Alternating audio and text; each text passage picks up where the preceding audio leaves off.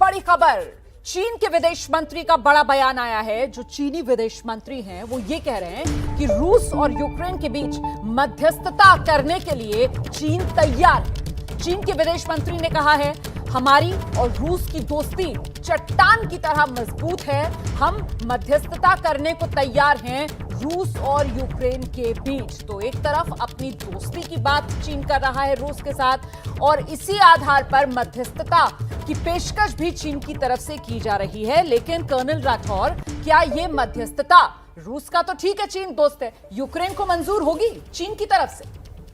देखिए, यूक्रेन अभी ढूंढ रहा है कि कोई पीस टॉक्स हो, कहीं से इनिशिएटिव आए और वो टेबल पर बैठे। जिस तरीके का नुकसान यूक्रेन को झेलना पड़ा है और जिस तरीके के डिसअपॉइंटमेंट उसको अमेरिका और नेटो से मिले हैं, मैं नहीं समझता कि जेलेंस्की इस मूड में होंगे कि उस लड़ाई को और खींचें। आपको याद होगा वो हर अपने वीडियो अपडेट में बोल रहे हैं, हमें ट्रूप्स दो, हमारे साथ इंटरवीन करो। लेटेस्ट उन्होंने कहा नो फ्लाई जोन डिक्लेयर करो, वो भी उनका सुझाव नहीं माना। तो जेलेंस्की हो सकता है इस पीस ऑफर को मान भी लें और ये उनके हित में होगा, क्योंकि अगर देखा जाए कि जेलेंस्की को यूक्रेन का क्या भविष्य दिखता है, वो चाहते हैं एक ईस्टर्न यूक्रेन अलग हो जाए, जिसकी पूरी संभावना है। तो इस हालात में जेलेंस्की को आई थिंक अगर चीन की मध्यस्थता की बात सामने आ रही है, लेकिन इस बात को मानने पर यूक्रेन नेटो और बाकी अमेरिकन प्रभाव से हमेशा के लिए दूर हो जाएगा।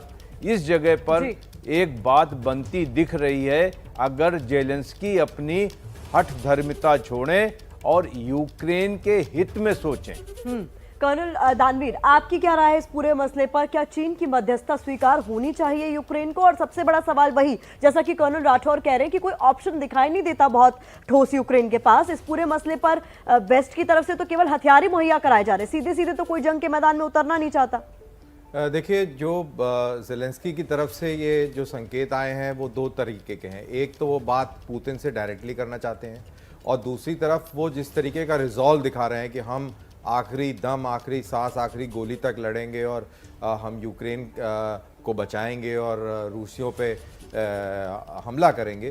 तो एक तरफ रिजॉल्व है, एक तरफ नेशनलिज्म है, और दूसरी तरफ ये बातचीत की बात है। तो जो कर्नल राठौर कह रहे हैं वो बिल्कुल ठीक कह रहे हैं कि वो बातचीत में जा सकता है, लेकिन सवाल ये होता है कि बातचीत के लिए वो मान जाए और मध्यस्थता के लिए चीन की मान जाए, बट क्या वो सारी शर्तों को मानने के लिए तैयार है जिसके ऊपर रूस जोर दे रहा है जी? तो ये एक बहुत बड़ा सवाल है कि ऐसे में जब पूरा नेशनल फर्वर उन्होंने बढ़ाया हुआ है, इतने सारे प्रोपेगेंडा वीडियोस चल रहे हैं, राष्ट्रवाद की भावना जब यूक्रेन में इतनी ज्यादा हावी है, तो ऐसे में रूस का दोस्त चीन जो है, अगर वो मध्यस्थता की पेशकश करता है तो फिर यूक्रेन की क्या इस पर भूमिका रहती है, देखना दिलचस्प होगा। और इस सब के बीच युद्ध भूमि की एक और तस्वीर यूक्रेन की तरफ से यह तस्वीर जारी की गई है, और इसमें रूस का एक हेलीकॉप्टर है जिसे गिराने का दावा यूक्रेन की तरफ से किया गया है। ये तस्वीरें आप देख रहे हैं, ये रूसी हेलीकॉप्टर मलबे में तब्दील हो चुका है और इसे गिराने का दावा यूक्रेन की तरफ से किया जा रहा है। कर्नल दानवीर, समझ पा रहे हैं आप इस मलबे को देखकर ये कौन सा हेलीकॉप्टर रहा होगा?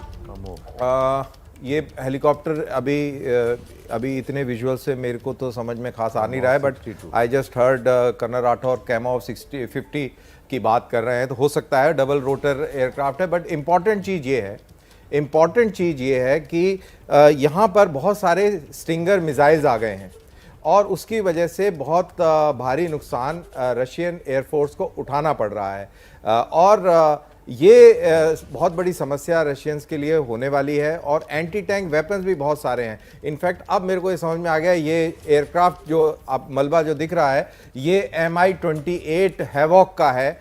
इसके आगे ये जो दो गन्स लगी हुई हैं, इससे ये क्लैरिटी मिलती है, और टर्रेट माउंटेड गन्स हैं।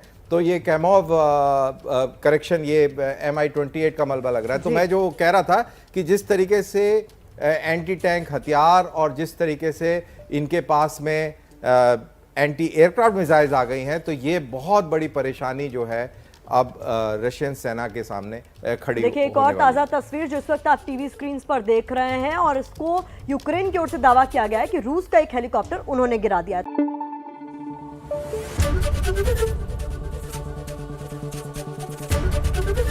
एबीपी न्यूज आपको रखे आगे।